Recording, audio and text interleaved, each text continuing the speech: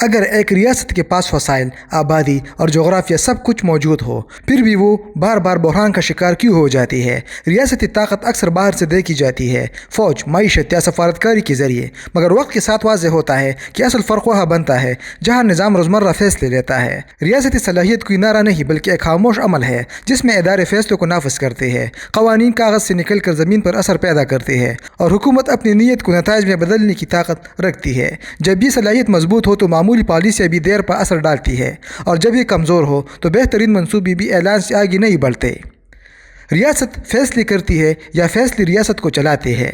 ہر ریاست پالیسیاں بناتے ہیں، منصوبے تیار کرتے ہیں اور مستقبل کے لیے بڑے اعلانات بھی کرتی ہے، مگر اصل فرق اس لمحے پیدا ہوتا ہے جب کوئی فیصلہ کاغذ سے نکل کر عملی مرحلے میں داخل ہوتا ہے۔ یہی وہ مقام ہے جہاں ریاستی صلاحیت اپنی اصل شکل میں نظر آتی ہے۔ اگر بیوروکریسی کے پاس واضح اختیار، پیشہ ورانہ تربیت اور ادارہ جاتی تسلسل موجود ہو تو ہر سطح پر کام کرنے والے افراد ایک مشترکہ سمت میں حرکت کرتے ہیں۔ مقامی دفتر سے لے کر مرکزی حکومت تک فیصلوں کی تشریح ایک جیسی رہتی ہے، جس سے نظام میں اعتماد اور پیشگوئی پیدا ہوتی ہے۔ شہری کاروبار اور ادارے جانتے ہیں کہ پالیسی اچانک تبدیل نہیں ہوگی، اس لیے وہ طویل مدت فیصلے کرنے لگتے ہیں۔ لیکن جہاں ادارے بار بار سیاسی دباؤ، ذاتی مفادات یا وقتی ترجیحات کے مطابق بدلتے رہے، وہاں پالیسی اپنی مستقل شکل اختیار نہیں کر پاتی۔ ایک حکومت جو شروع کرتی ہے، اگلی اسے بدل دیتی ہے، اور انتظامیہ ہر نئے حکم کے ساتھ اپنی سمت تبدیل کرنے پر مجبور ہو جاتی ہے۔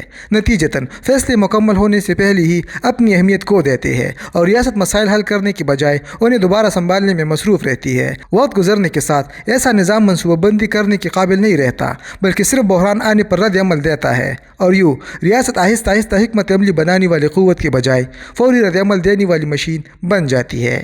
اب دیکھتے ہیں قانون کی موجودگی اہم ہے یا اس کا نافذ ہونا۔ قانون لکھ دینا دراصل حکمرانی کا سب سے آسان مرحلہ ہوتا ہے، کیونکہ الفاظ تیار کرنا مشکل نہیں ہوتا، مگر اصل امتحان اس وقت شروع ہوتا ہے جب اسی قانون کو معاشرے کے ہر فرد اور ہر ادارے پر یکساں انداز میں نافذ کرنا پڑتا ہے۔ جب ریاست کے پاس یہ صلاحیت موجود ہو کہ طاقتور اور کمزور دونوں کے لیے ایک ہی اصول لاگو ہو تو آہستہ آہستہ معاشرہ غیر یقینی کیفیت سے نکل کر اعتماد کی طرف بڑھنے لگتا ہے۔ لوگ جانتے ہیں کہ فیصلے ذاتی اثر و رسوخ کے بجائے قانون کے مطابق ہوں گے، اس لیے کاروبار، سرمایہ کاری اور طویل مدت منصوبہ بندی مکمل ہو جاتی ہے۔ ادارے بھی خطرہ لینے سے نہیں گھبراتے کیونکہ انہیں نظام کے تسلسل پر یقین ہوتا ہے، لیکن جب قانون کا اطلاق منتخب ہو جائے، کہیں سخت اور کہیں نرم، تو نظام کے اندر غیر رسمی طاقت جنم لیتی ہے۔ لوگ قانونی راستے کے بجائے تعلقات، سفارش یا اثر و رسوخ کو مسئلہ حل کرنے کا ذریعہ سمجھنے لگتے ہیں۔ اس عمل سے ریاست کی مرکزی حیثیت کمزور ہونا شروع ہو جاتی ہے، کیونکہ فیصلے آہستہ آہستہ اداروں کے بجائے غیر نظر آنے والے نیٹ ورکس کرنے لگتے ہیں۔ دہائیوں کے دوران یہ صورتحال ریاست کو اندر سے کھوکھلا کر دیتی ہے، جہاں قانون موجود تو ہوتا ہے مگر اس کی اتھارٹی ختم ہو چکی ہوتی ہے، اور ریاست اپنی ہی عملداری برقرار رکھنے کے لیے مسلسل جدوجہد کرتی رہتی ہے۔ ٹیکس اکٹھا کرنا مالی عمل ہے یا حکمرانی کی بنیاد؟ ریاست کی اصل طاقت صرف اس بات میں نہیں ہوتی کہ اس کے پاس کتنے وسائل موجود ہیں، بلکہ اس میں ہوتی ہے کہ وہ ان وسائل کو کس حد تک منظم، جمع اور درست میں استعمال کرنے کی صلاحیت رکھتی ہے۔ جب ریاست مؤثر اور منصفانہ انداز میں ٹیکس جمع کرتی ہے تو دراصل وہ شہریوں کے ساتھ ایک خاموش مگر مضبوط معاہدہ قائم کرتی ہے، جس میں شہری اپنی آمدن کا ایک حصہ دیتے ہیں اور بدلے میں ریاست انہیں تحفظ، بنیادی سہولیات اور مستحکم نظام فراہم کرتی ہے۔ اس عمل سے حکومت اور معاشرے کے درمیان اعتماد پیدا ہوتا ہے، کیونکہ لوگوں کو محسوس ہوتا ہے کہ نظام باقاعدہ اصولوں کے تحت چل رہا ہے۔ نتیجتاً ریاست طویل مدت منصوبے بنانے کے قابل ہو جاتی ہے، جیسے انفراسٹرکچر، تعلیم یا صحت کے نظام میں مسلسل سرمایہ کاری۔ لیکن جب ٹیکس نظام کمزور ہو، نفاذ غیر مؤثر ہو یا بڑے حصے معیشت کے دائرۂ کار سے باہر رہے تو حکومت اپنی ضروریات پوری کرنے کے لیے قرض، بیرونی امداد یا وقتی مالی ذرائع پر انحصار کرنا شروع کر دیتی ہے۔ ابتدا میں یہ حل آسان دکھائی دیتا ہے، مگر وقت کے ساتھ یہی انحصار پالیسی خود مختاری کو محدود کرنے لگتا ہے۔ مالی دباؤ ریاست کی ترجیحات طے کرنے لگتا ہے، اور حکومت اپنی داخلی ضروریات کے بجائے فوری مالی تقاضوں کے مطابق فیصلے کرنے پر مجبور ہو جاتی ہے، جس سے طویل مدت حکمرانی کمزور پڑنے لگتی ہے۔ بیوروکریسی ریاست کی یادداشت کیسے بنتی ہے؟ سیاسی قیادت ہر چند سال بعد بدل جاتی ہے، ترجیحات تبدیل ہوتی ہے اور نئے نعرے سامنے آتے ہیں، مگر کسی بھی ریاست کا اصل تسلسل بیوروکریسی کے ذریعے برقرار رہتا ہے۔ یہی ادارے وہ پل بنتے ہیں جو مختلف حکومتوں کے درمیان پالیسیوں کو جوڑتے ہیں۔ اگر ادارہ جاتی یادداشت محفوظ رہے، فائلوں طریقہ کار اور تجربات کو سنبھال کر آگے منتقل کیا جائے تو ہر نئی حکومت صفر سے آغاز نہیں کرتی بلکہ پچھلے فیصلوں اور نتائج کو سمجھ کر اگلا قدم اٹھاتی ہے۔ اس طرح نظام آہستہ آہستہ اپنی غلطیوں سے سیکھتا ہے، پالیسی میں بہتری آتی ہے اور ریاست وقت کے ساتھ زیادہ مؤثر ہو جاتی ہے۔ لیکن جہاں تقرر یا پیشہ ورانہ اصول کی بجائے وقتی سیاسی مفاد یا ذاتی وفاداری کی بنیاد پر ہو، وہاں ادارہ جاتی تسلسل ٹوٹنے لگتا ہے۔ ہر نئی تبدیلی کے ساتھ تجربہ رکھنے والے افراد ہٹ جاتے ہیں اور نظام اپنی یادداشت کھونے لگتا ہے۔ نتیجتاً پالیسی دوبارہ ابتدائی مرحلے میں چلی جاتی ہے، پرانی غلطیاں نئے ناموں کے ساتھ دہرائی جاتی ہے اور ریاست مسلسل آزمائش کے مرحلے میں پھنستی رہتی ہے۔ کئی دہائیوں بعد ایسا نظام تجربہ جمع کرنے کے بجائے سیکھنے میں مصروف رہتا ہے، جس سے اس کی رفتار سست ہو جاتی ہے اور وہ عالمی مقابلے میں پیچھے رہنے لگتا ہے۔ بحران ریاست کو مضبوط کرتے ہیں یا بے نقاب؟ بحران کسی بھی ریاست کے لیے ایک مشکل صورتحال نہیں ہوتے بلکہ وہ لمحہ ہوتے ہیں جہاں نظام کی اصل صلاحیت واضح ہو جاتی ہے اور یہی فرق تیاری اور انتظامی طاقت میں پوشیدہ ہوتا ہے۔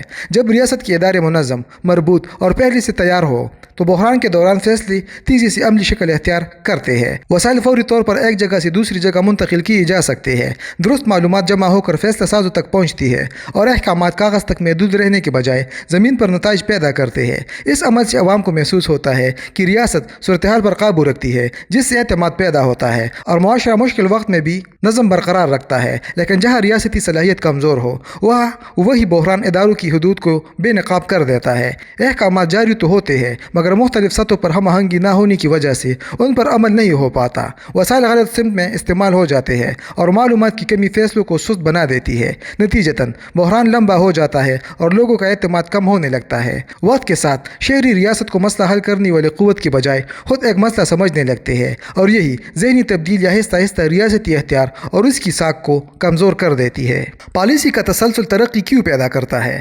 ریاستی صلاحیت کا سب سے خاموش مگر گہرا اثر تسلسل کی صورت میں سامنے آتا ہے، کیونکہ مضبوط نظام اپنی طاقت شور یا بڑے اعلانات سے نہیں بلکہ مستقل عمل سے ظاہر کرتا ہے۔ جب پالیسی افراد کے بجائے اداروں کے ذریعے چلتی ہے تو حکومتوں کی تبدیلی نظام کی بنیادی سمت کو متاثر نہیں کرتی۔ نئی قیادت اپنی ترجیحات ضرور شامل کرتی ہے مگر پہلے سے جاری منصوبے اچانک ختم نہیں ہوتے، جس سے معیشت، کاروبار اور معاشرہ طویل مدت کی منصوبہ بندی کرنے لگتے ہیں۔ سرمایہ کار مستقبل کا اندازہ لگا سکتے ہیں، ادارے مہارت پیدا کرنے میں وقت لگاتے ہیں اور شہری اپنے فیصلے اعتماد کے ساتھ کرتے ہیں کیونکہ انہیں پالیسی کی تسلسل پر یقین ہوتا ہے۔ اس کے برعکس اگر ہر نئی قیادت آتی ہی نظام کو اثر نو ترتیب دینے لگے تو غیر یقینی ایک عارضی مسئلہ نہیں بلکہ مستقل حالت بن جاتی ہے۔ منصوبے ادھورے رہ جاتے ہیں، قوانین بار بار بدلتے ہیں اور ادارے اپنی توجہ کارکردگی کی بجائے تبدیلی کے مطابق ڈلنے پر صرف کرنے لگتے ہیں۔ ایسے ماحول میں سرمایہ اور مہارت آہستہ آہستہ محفوظ اور مستحکم نظاموں کی طرف منتقل ہو جاتے ہیں کیونکہ کسی کو یقین نہیں رہتا کہ آج کیا کیا گیا فیصلہ کل بھی برقرار رہے گا۔ کئی دہائیوں میں یہی عدم تسلسل ترقی کی رفتار کو محدود کر دیتا ہے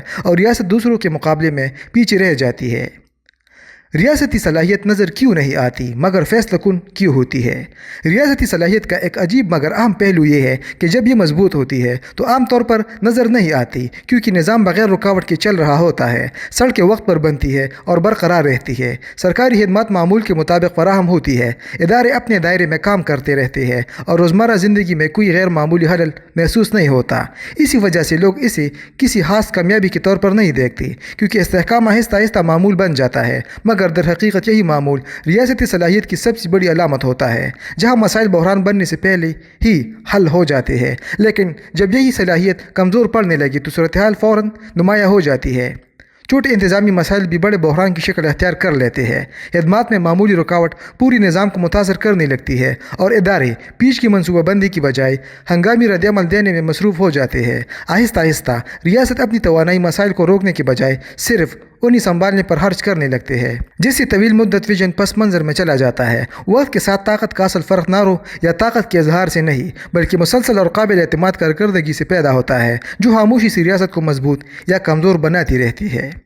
طاقت کا اصل پیمانہ کہاں بنتا ہے؟